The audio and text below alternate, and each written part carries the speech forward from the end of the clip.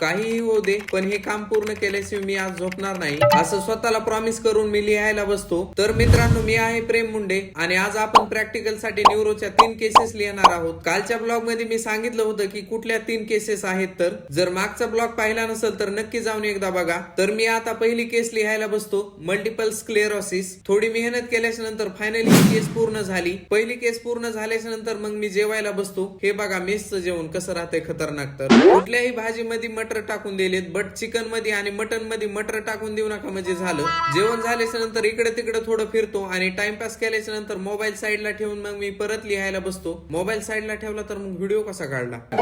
सलग 1 तास लिहिल्याच्या नंतर दुसरी केस कंप्लीट होती, लेफ्ट एसीएस स्ट्रोक. लास्ट तिसरी केस लिहिण्याची माझी अजिबात इच्छा नव्हती, बट ऑप्शन नाही, लिहावाच लागणार आहे, सबमिट करायचं आहे. तर फायनली मग जिद्द, मेहनत आणि चिकाटीनं ह्या 3 केसेस आपल्या कंप्लीट झाल्या. हे सर्व कंप्लीट झाल्याच्या नंतर निवांत झोपतो मी. मग सकाळी उठल्याच्या नंतर ओपीडीचा टाइम सकाळी 9 वाजता असतो, बट निवांत 10:30-11 वाजता मी जातो, कारण की मोबाईल बंद करून झोपल्याचे हे परिणाम होते. गेल्या गेल्या मॅडमनं झाप दिला. हे माझ्यासाठी काही नवीन नाही, रोजच आहे. तर बस आजच्या ब्लॉग मध्ये एवढंच. चला तर भेटूया आणखी नवीन एका ब्लॉग मध्ये. तोपर्यंत सर्वांनी काळजी घ्या. Bye bye guys.